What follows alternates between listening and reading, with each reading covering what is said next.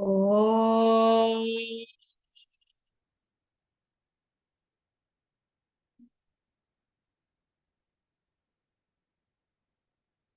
Om.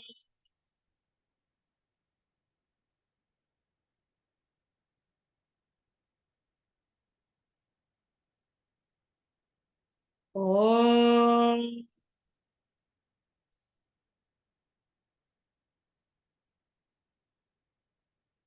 Om Sahana Vavatu Sahana Bhunaktu Sahaviryam Karavavahai Tejasvinavadhitamastu ma vidvishavahai.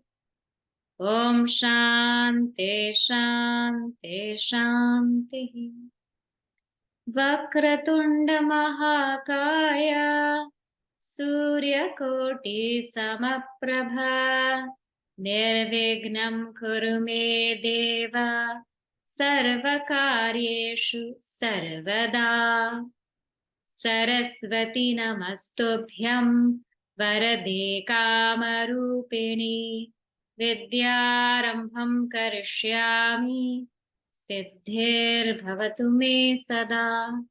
Samasta Jana Kalyani Niratam Karunamayam Namami Chinmayam Devam Satgurum Brahma Vidvaram Mukam Karoti Vachalam Pangum Langhayate Girim Yat Kripatamaham Vande Paramanandamaadhavam Paramanandamaadhavam. Okay, all right. So let us read the verses we covered last time. So verses 13 and 14. We'll read that together. Samam kaya shiro grivam dharayannachalam sthiraha samprekshya nasikagram swam dishashchanavalokayan prashantatma vigatabhihi brahmachari vrate sthitaha manas samyamya matchittaha yukta asita matparaha. So we are in chapter 6 and we are speaking about the whole process of meditation or dhyana yoga. After one has acquired the knowledge of the self that I am the pure Atman in all beings, then the idea is to keep our minds in this knowledge. When we're sitting quietly, to keep repeating this knowledge so that it gets ingrained in us. Because when we are listening to lectures, it just penetrates the surface of our mind. But what we wanted to do is penetrate the depth of our minds. And so that's why this process of meditation is prescribed. Now, it's a whole, here, Ashtanga Yoga, the whole Ashtanga Yoga is elaborated. And we'll also see, when we review, we'll see how that comes about. But in verse number 13, Sri Krishna is talking about the posture. So posture, both posture and seat, the word is asana. So asana in this regard now in verse number 13 is the posture. And asana defined is sukham sthiram asanam. Sukham, that which is comfortable for us. That which is comfortable where we can sit without pain. And we can sit very, nicely for 30 minutes, 1 hour, 1.5 hours, no pain at all. But it has to be sthiram. Sthiram means steady, a proper base.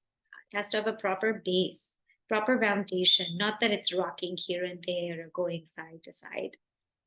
And that's why it's important to have a proper seat that's not too high, not too low, not too hard, not soft, not warm, not too cold.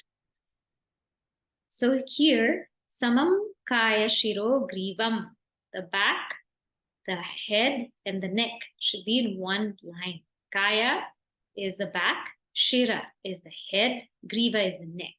That should be in one line. Dharayan achalam stiraha, and one should hold this steady. And one tip we saw to hold it steady is through taking a sankalpa or resolve. So before we start our practice, after we invoke the grace of Guru or Bhagavan, make a resolve that I will not move. I will not move no matter what for the next 20 minutes, 30 minutes. Take a sankalpa. When the mind learns how to hold on to the sankalpa, then we're able to practice being absolutely still and absolutely steady. This is necessary because the body reflects the mind. So we'll notice that some people, when they sit, they keep shaking their legs, or they keep shaking their arms, or they keep shaking their hands, not because of a physical condition, but because the mind is just unsteady. And so they cannot just sit. So when the body is steady, then the mind becomes steady. And when the mind is steady, then that is also seen in the body posture. So the minute that my body keeps moving, we know the mind is not steady. So people don't really need to ask us, how is our mind? And they just look at our posture. And then they can say, okay, this is what's happening to the mind. Huh? So dharayan achalam, no movement, just sitting straight. Stiraha, steady. And that's why in our temples, in our mandirs, we are given a space to sit on the floor in all of these beautiful gathering places, so that it trains us to keep steady and our back straight. And of course, as I said, those who cannot sit on the floor, you can sit on a seat, but keep your back straight away from the seat. Sampreksha nasikagram swam dishashchanavalokayan. So the idea is to focus on a point, not to stare at our nose, although that's what it literally says, but to find our point of focus and hold it there. And that some people say meditate, with your eyes half open or half closed. That is also to say that it shouldn't be strained like this, but just gentle. Then we started seeing verse number 14. So now we've established the time of meditation, place of meditation, the seat, posture, whole environment. Now, how must the mind be? So verse number 14 is to just talk about the mind in meditation.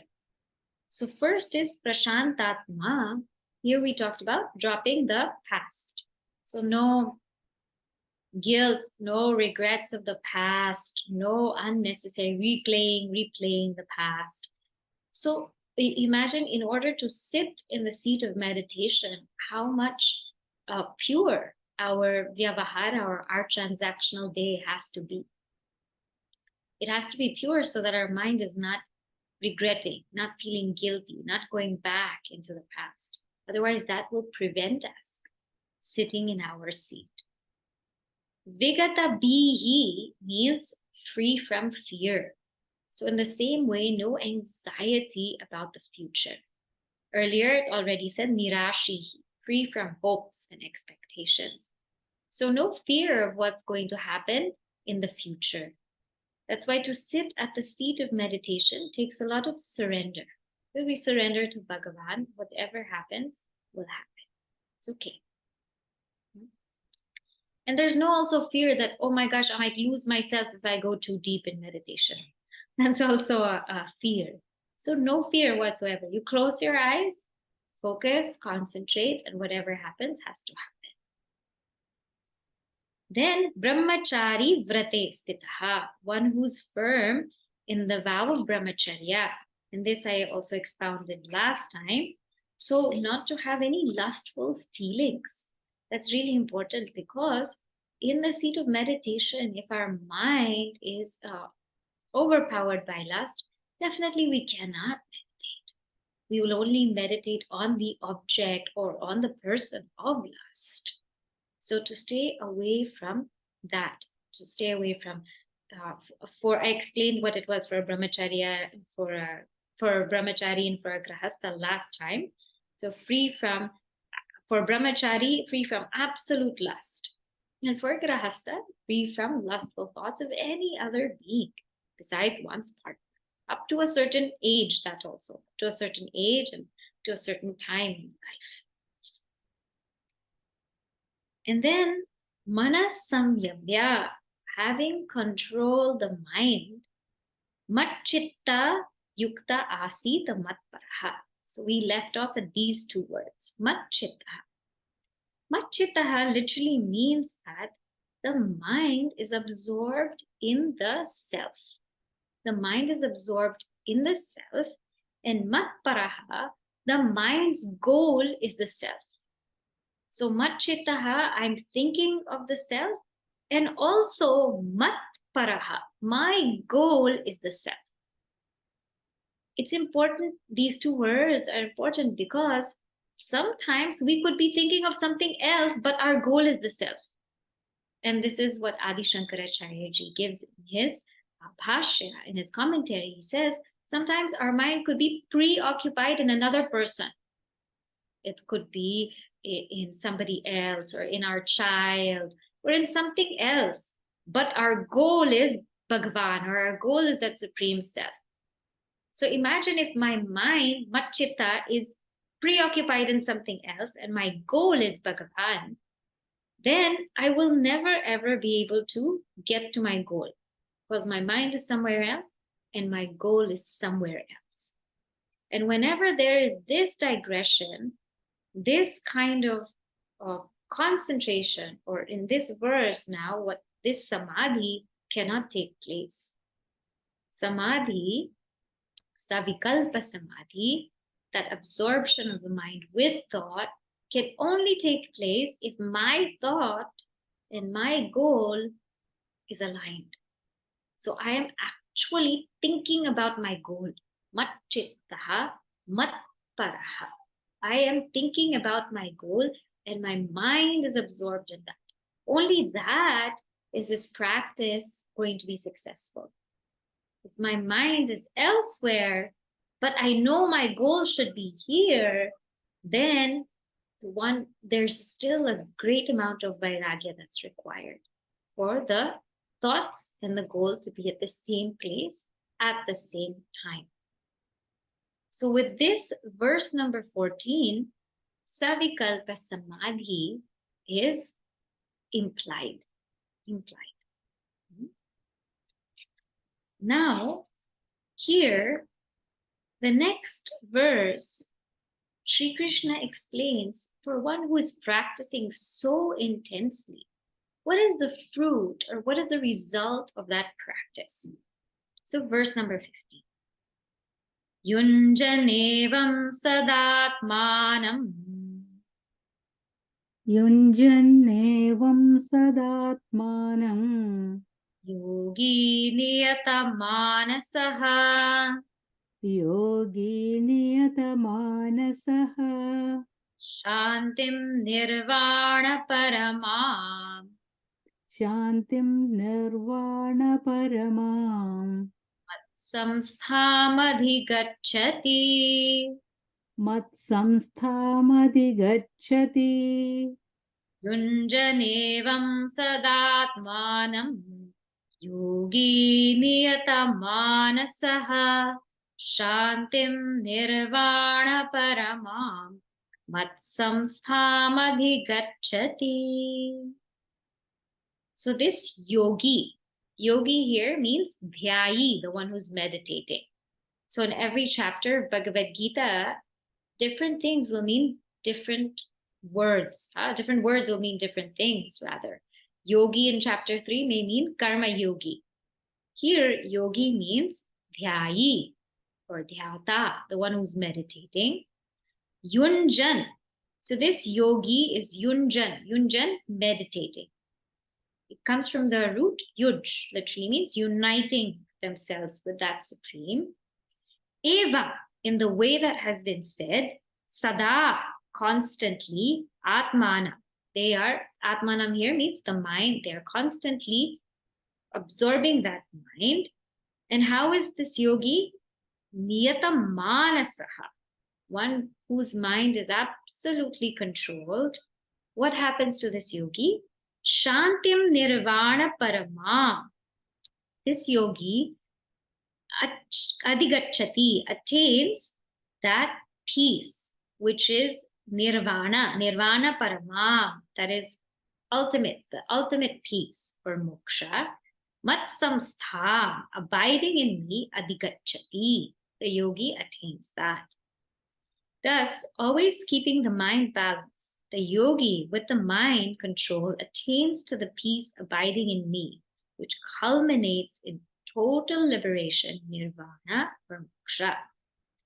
Now we will see here. So yogi, yunjan, that yogi meditating, evam, in this way. In which way? The way that has been prescribed so far. The way that has been prescribed from verse number, it starts from verse number 10. From verse number 10 to verse number 14, the yogi who meditates in this way, keeping in mind all of the pointers Sri Krishna has given to us about the place, the time, the asana, the posture, about controlling our senses, etc. So the yogi who meditates in this way and constantly placing the mind, niyata manasaha, and one whose mind is controlled, it's not going out anymore. So this is now a higher state. And why is the mind controlled? Because the goal is very clear and the thoughts are going towards the goal. So the goal is very clear. The goal is this abidance in the self. That is the goal. And the thoughts are also going there. That's why the mind is controlled. The mind only gets controlled when we rest in Atma. Because, when we're pulling our mind away from the world, we have to put it somewhere. It can't be empty.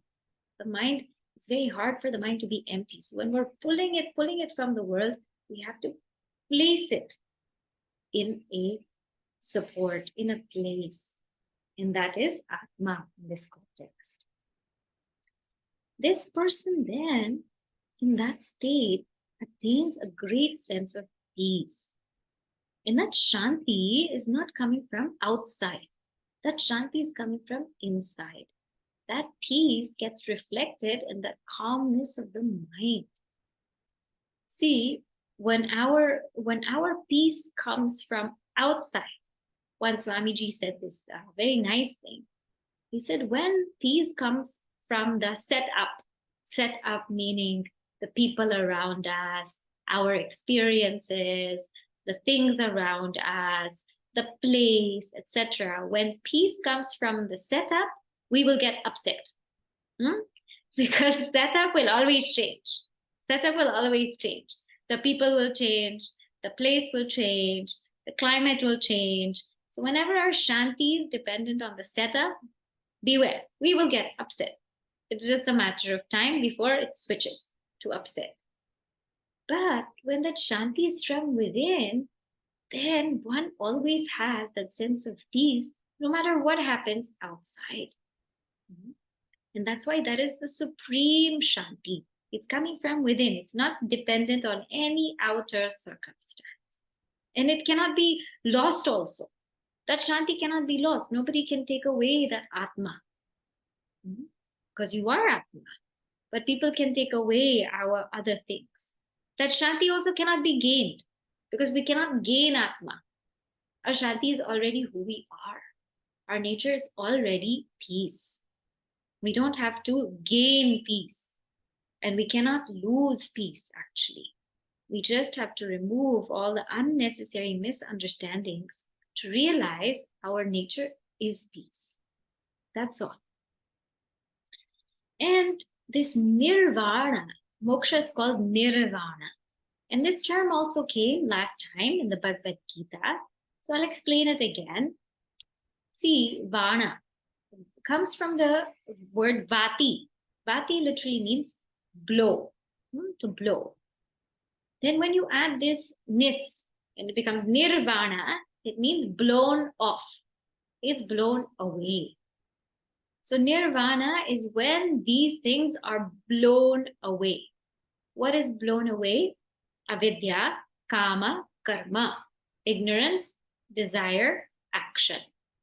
So that ignorance is blown away in the sense that I no longer take myself to be this limited jiva, this limited body, mind, intellect, Shubhani. That is blown away. It's blown away. That ignorance is blown away. And I no longer take the world to be separate from me, apart from me. That is also blown away. Then once that ignorance is blown away, desire is also blown away.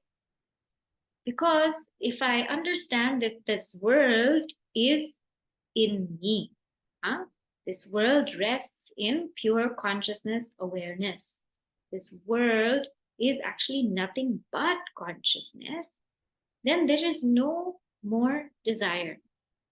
Because how can I desire myself? This whole world is myself. So therefore, I don't desire the world anymore because it is me. Will I ever desire my own hand or my own leg or my own neck? No, my whole body is me. The same way, when that ignorance blows away, one understands that the whole world is me. So then there is no rushing out to be complete. And also the desirer is blown away. So not only the object of desire is blown away, the desirer is blown away. Because the desirer is that jiva, that individual being. And that desirer, Shubhani, that's already blown away. That we have this expression, I'm blown away. That for us is moksha. When I am literally blown away. This small I, this individuality, am blown away, that's moksha. When ignorance is blown away, desire is blown away because there's no desired object apart from me. There is no desirer, that's also blown away. Then karma, that action is also blown away. Or does it mean that this person doesn't act? No, of course this person acts. But remember in chapter 4, what determines action is doership.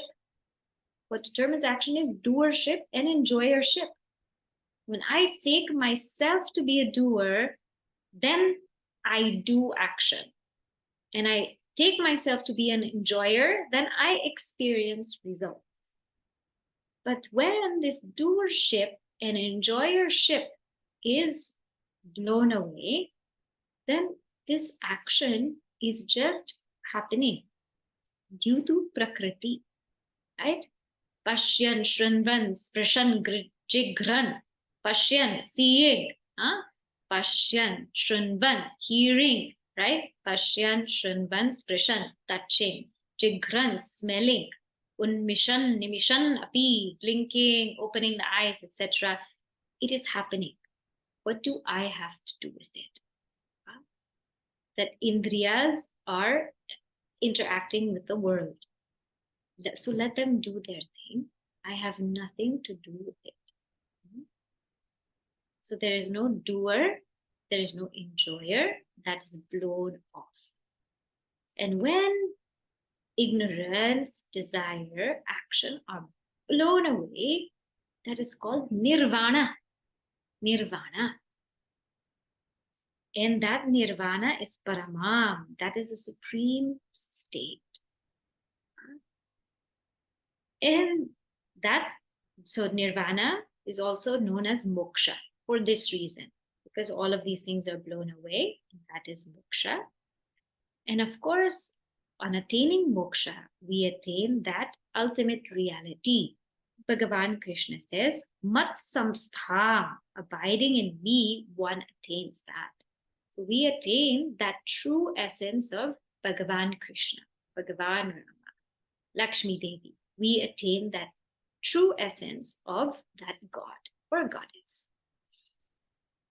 And here in one of the commentaries, it said that this is what you attain. You attain, again, means realize the self and not other things.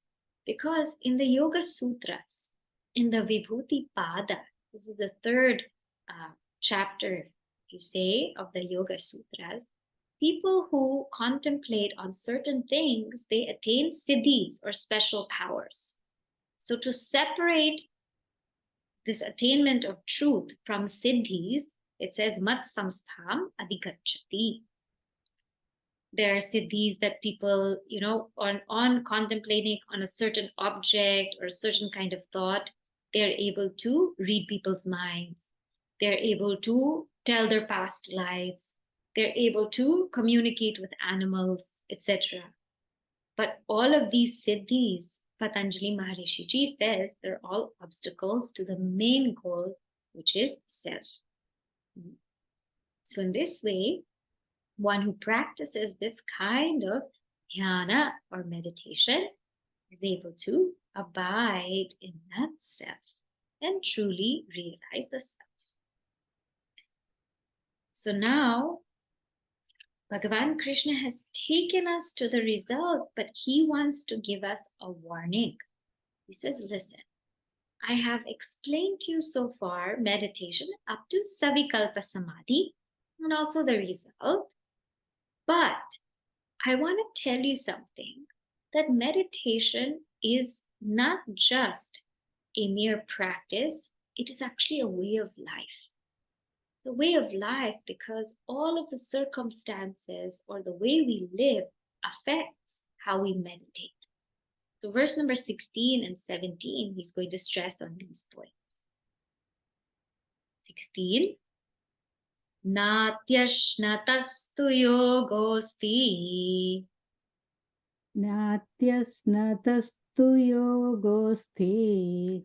Chaikantamanashnataha. Na chaikantamanaschatah. Na chati swapnashilasya. Na chati swapnashilasya. Jagrato neva charjuna. Jagrato naiva charjuna. Natyashnatastu yogosti. Chaikantamanashnataha. Na chati swapnashilasya. Jagrato naiva charjuna. So here, yoga means meditation or dhyana. Na ati ashnataha means this meditation, this yoga is not for the one who ati ashnataha, who eats too much. Na chekantam anashnataha means not the one who doesn't eat. Ekantam anashnataha means the one who doesn't eat. Nacha ati swapnashilasya. And this meditation is not for the one who sleeps all the time or sleeps too much. Jagrataha, and not the one for who is awake too much. Naiva cha Arjuna. So verily yoga, meditation in this context, is not possible for the one who eats too much, nor for the one who doesn't eat and remains lonely, nor for the one who sleeps too much, nor for the one who is always awake. So here, Bhagavan Krishna gives a very beautiful insight and says, it's good to sit down quietly, but we also have to watch how our day-to-day lives are. What happens when we eat too much? So there are some times where there are festivals, dinners, parties, etc. that we go to, and we end up eating more than what we need. Then the stomach feels very heavy. Sometimes indigestion happens. Sometimes we feel very lethargic that we just need to sleep. And sometimes this can lead to prolonged weight gain if we have no control. So if somebody overeats, or the day that we overeat, that next day meditation will be hard, because we won't also get up from bed. We will be stuck there because we've eaten so much. Because our system needs energy to digest food. And if we eat too much, it needs more energy, and hence we cannot do what we do. At the same time, if we eat too less, then we become malnutrition. Then we think about food also in meditation. We're thinking about, what am I going to eat now? What am I going to eat now? Or then our system becomes very weak. And not only that, in Chandogya Upanishad, which we will see on Wednesday, Shwetaketu goes through an experiment and he fasts. He fasts for a long, long time. When he fasts, he forgets everything that he learned. So sometimes also when we fast, or when we don't eat so much, we become very weak. Body becomes very weak. This is, how they say the story of Buddha. Sri Buddha, what happened to him was, he experienced luxury, a luxurious life as a prince. Then he left all that and he said, I want to sit down and meditate. And he became emaciated. And it is said that he became very weak. And all of a sudden, when he was feeling very weak, he heard a dialogue. A student was asking the teacher, how do you play the veena? And the teacher said, not too loose or not too tight. The strings shouldn't be too loose or too tight. And Buddha heard this. And what happened was, he got up from his seat. He went to the river to bathe. And someone saw him. This lady saw him and offered him some rice, some milk, some food. And that by that time, he hadn't eaten in days. He took that food. He felt so fresh. He felt anew. And then he said to have attained nirvana after that. So even for him, in his life, being too emaciated didn't work. So neither should one eat too much, neither should one eat too less. So how much should we eat? So our Shastra here gives us a vidhi. They give us advice how much to eat. It says, Ardham ashnasya savyajanasya tritiyam udakasya tu vayoho sancharanartham tu chaturtham avasheshaye. What this means is, imagine our stomach. Imagine how our stomach is. Half of it should be filled with solid food. So whatever solid food we're eating should be filled with that. Then 1/4 should be filled with water. And then the remaining quarter should be left empty for food to be able to move around and digest.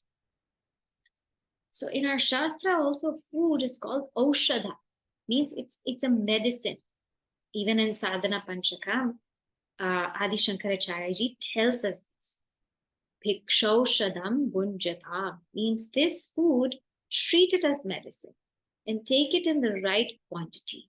Food taken in the right quantity is medicine. Food taken in the wrong quantity is poison.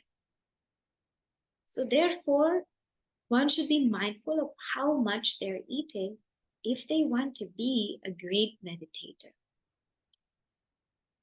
Of course, here we should also understand the type of food. This is implied. This comes in chapter 17 of the Bhagavad Gita, that's sattvic ahara. So food that is fresh, food that is sattvic, food that is vegetarian, food that is very nutritious, food that doesn't disturb the mind or make the mind, hyper, or make the mind tamasic.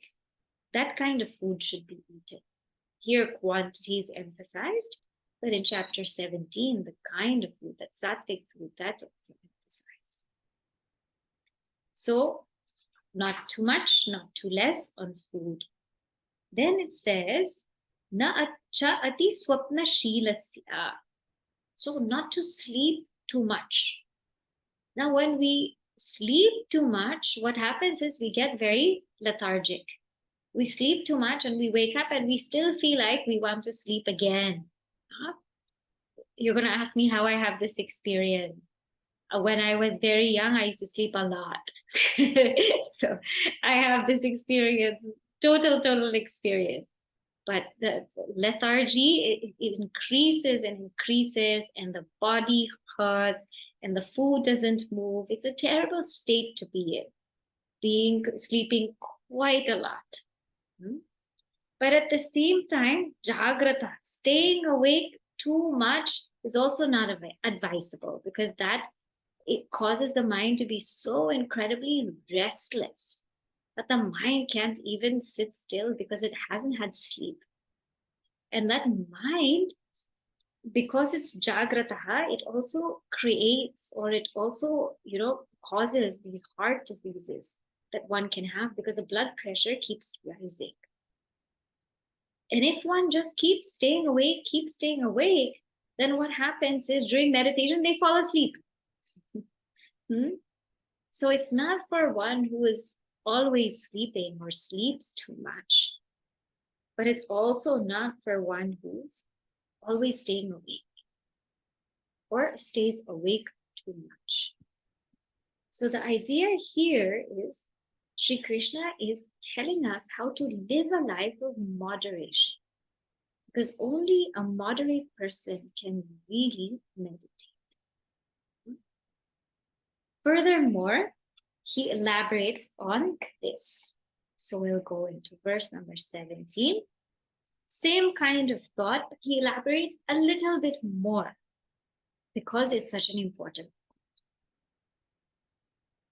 point. Yuktahara viharasya. Yuktahara viharasya. Tacheshtasya karmasu. Yuktacheshtasya karmasu. Taswapnavabodhasya. Yuktaswapnavabodhasya. Yogo bhavati dukkhaha. Yogo bhavati dukkhaha. Yuktahara viharasya. Yuktacheshtasya karmasu. Yuktaswapnavabodhasya. Yogo bhavati dukkhaha. So, yuktahara viharasya. Yukta here means niyata. They're just the right amount. Just the right amount. And for each person, the right amount is different. So what is yukta for you? Yukta, ahara, one who is moderate or has the right amount in eating. And vihara, vihara means movement, recreation. Yukta cheshtasya karmasu, and of one who is moderate in actions. Yukta swapnavabodhasya, one who is moderate in sleep and wakefulness. Yoga bhavati dukkhaha. This becomes dukkhaha, a destroyer of pain. What becomes a destroyer of pain? Yoga. Yoga becomes destroyer of pain, pain meaning sorrow here, for the one who is moderate in eating and recreation, for the one who is moderate in exertion during actions, and for the one who is moderate in sleep and wakefulness. So here, first let's look at the word yukta. So as I said, this yukta means what is right for you, because for every person, this is different. So Ayurveda has, vata, pitta, kapha. I'm sure you've all heard of these terms. And for vata dosha, the diet, the lifestyle is different. For Pitta, Vata is the one dominated by air energy. Pitta is dominated by the fire energy. When the bodily system is dominated by the fire energy, the diet is different, lifestyle is different, the way that they live should be different. When one is dominated by kapha, kapha I think is water or earth, that energy, their lifestyle, their food, everything is also different. So we have to know what is our system dominated by, what is our predominant bodily system, and according to that, then that's how we should eat. So for some, for example, for Vata, they need heavy food. For Pitta, they need food that is not spicy, that is mild. But for Kapha, they need food that is quite spicy. But in all doshas, in all Vata, Pitta, Kapha, as sattvic as possible. But everyone has their own kind of food which they should eat. And the beauty of our culture is that we eat with our hands. We eat with our hands, right? Most of the time, at least, or when we're at home, at least, when we know it's a clean place, we eat with our hands. The idea is because our hands are able to mash the food up before putting it in our mouth. And our hands also communicate to the brain, that communicates to the stomach that now there's going to be food that's coming in. So the stomach prepares itself for the food. And our hands also are able to feel the temperature. If it's too hot, it shouldn't enter our mouth. If it's too cold, it shouldn't enter our mouth. We need warm food. So when we eat with our hands, all of these things actually happen. And there's some kind of bacteria in our hands also that protects our stomach. When we eat like this as well, we eat slower. We tend to eat slower rather than with a spoon or a fork, etc. We tend to eat slower. So the idea is yukta ahara, eat the right kind of food that is for us. Eat that kind of food which is sattvic. Eat that kind of food also slowly, because when we eat slower, then we know when we are full. But when we eat so fast, or when we're distracted, we're watching something, we're reading something and eating, we don't even know when we're full. We have no idea. We just keep on eating and eating because we're not feeling the taste. Therefore, we're not feeling satisfied. So all of these things come under yukta ahara.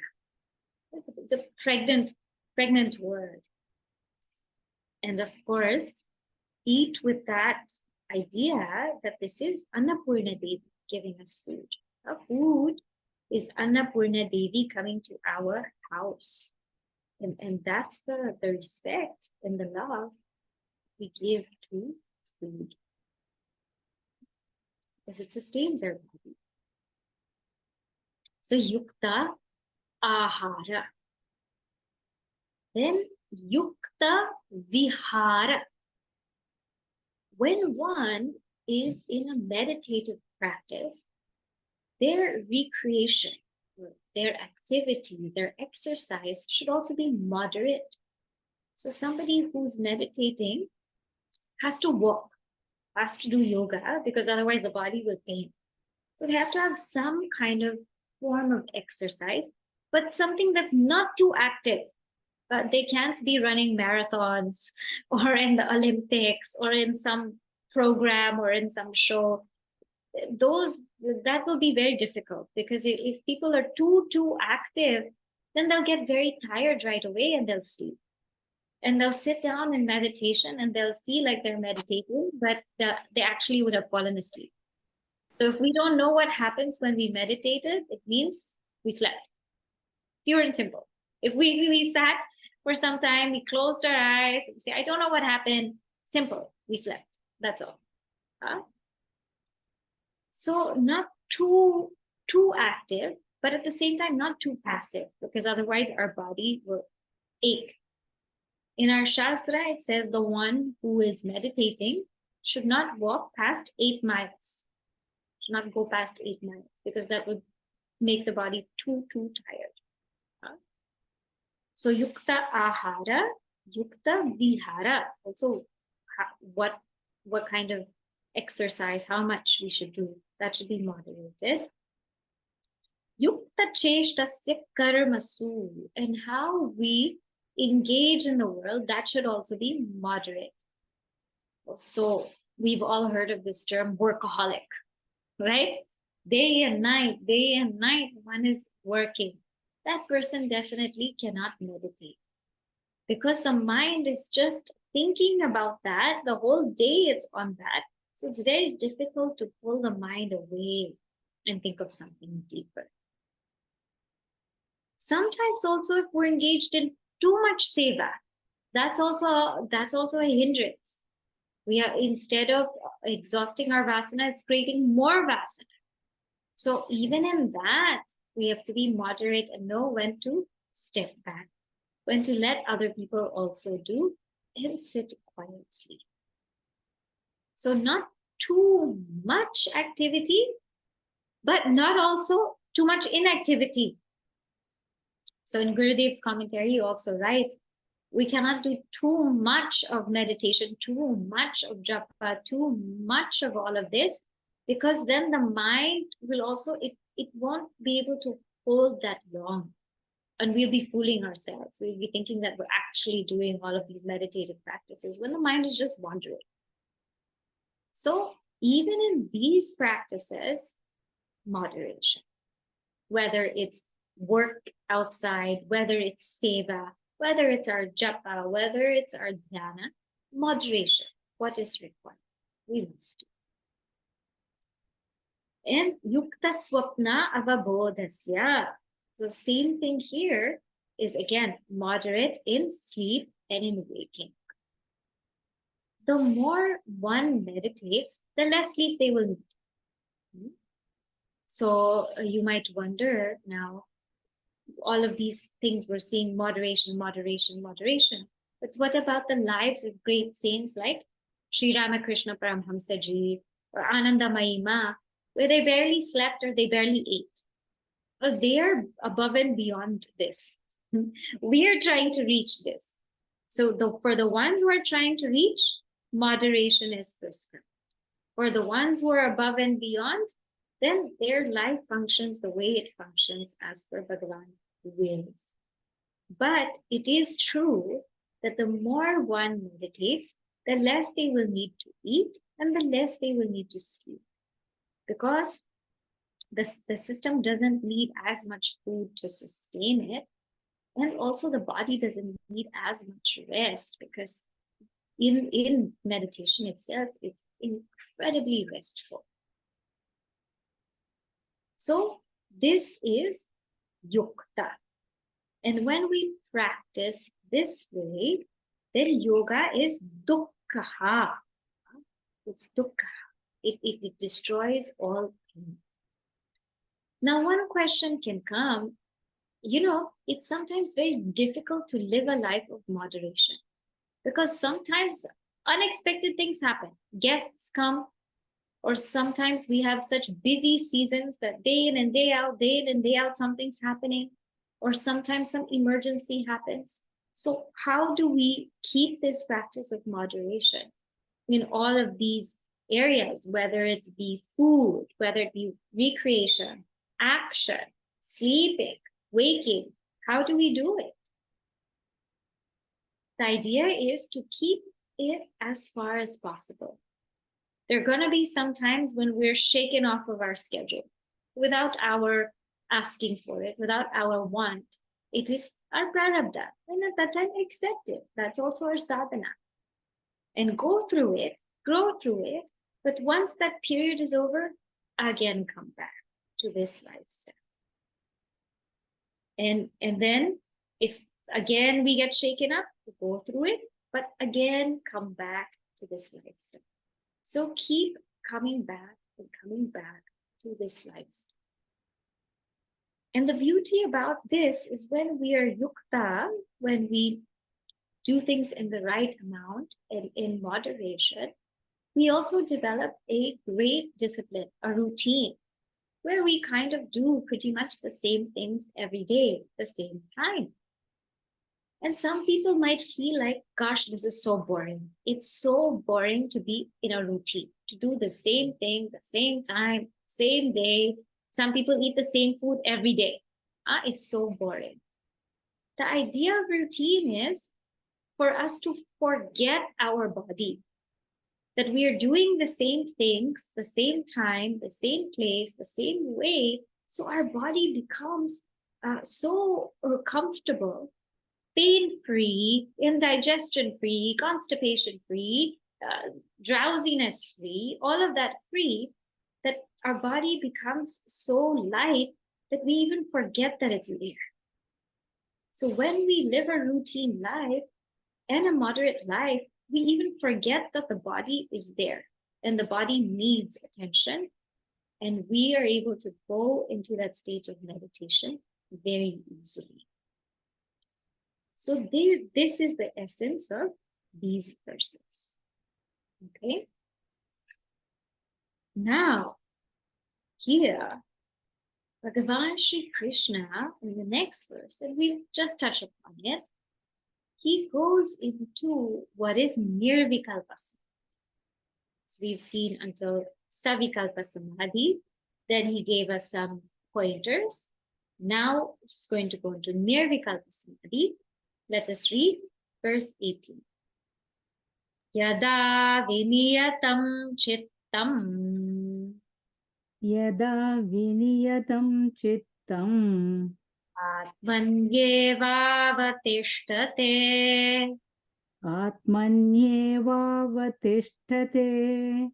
Nisprahas sarvakamebhyah. Nispruhas sarvakamebhyah. Ta ityuchyate tada. Yukta ityuchyate tada. Yada viniyatam chittam. Atmanyevavatishtate.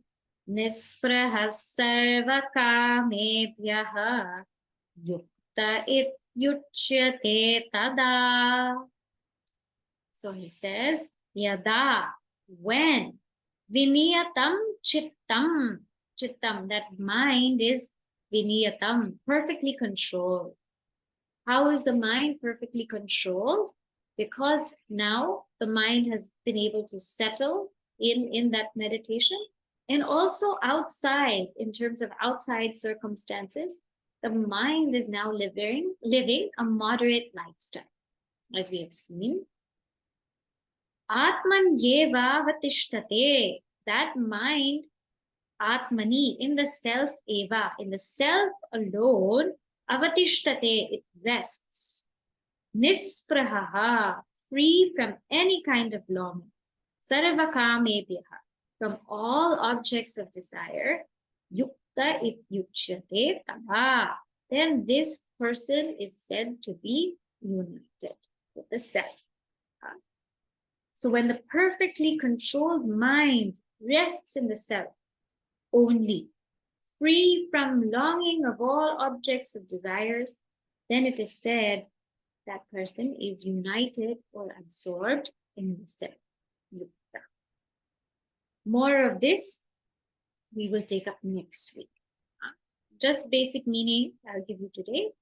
We'll open it up more next week, right? Now I'll just spend a few minutes summarizing what we have done today. So today we had said that if one is to really enter this savikalpa samadhi meaning this absorption of mind in the self with thought, with still thought there, we are to enter that state, then our thoughts have to be on our goal. It can't be that our goal is here and our thoughts are somewhere else. We're thinking about something else or someone else, but our goal is here. If it is like this, we will not be able to enter samadhi. Only if our thoughts and our goal is completely aligned, because our thoughts are on our goal. then we enter into that samadhi. Caution Bhagavan Krishna gives, he says, before that he says, the result of being able to practice this samadhi is that one can now abide in that self. One can more and more abide in that self. And that self is Shanti, the nature of peace. Means we don't have to attain peace and we will not lose peace because we are the nature of peace. And that peace is also known as nirvana or moksha. Nirvana because vati, these things are blown off. What's blown off? Ignorance, desire, and action. These are blown off, and one attains to that supreme truth or realizes, abides that supreme truth. And on the way there, Bhagavan Krishna says, caution. All of this will only be possible if we live a life of moderation. Not to eat too much, not to eat too less. Not to sleep too much, not to sleep too less. To have this right proportion as per our body type, as per our lifestyle, as per our mind of food, of exercise, of action, of how much we work, how much we interact with people, of sleep, of waking, of all of these practices, to have just the right amount that is required for us. If we do that, then truly this meditation will work and will destroy this suffering that we seem to feel or that we take to be real. Okay, we'll stop there. Say the closing prayer, one announcement, and then we'll do any questions. Om Purnamadav Purnamidam Purnat Purnamudachyate Purnasya Purnamadaya Purnameva Vashishyate. Om Shanti Shanti Shanti. Hari Om Shri Gurubhyo Namaha. Hari Om.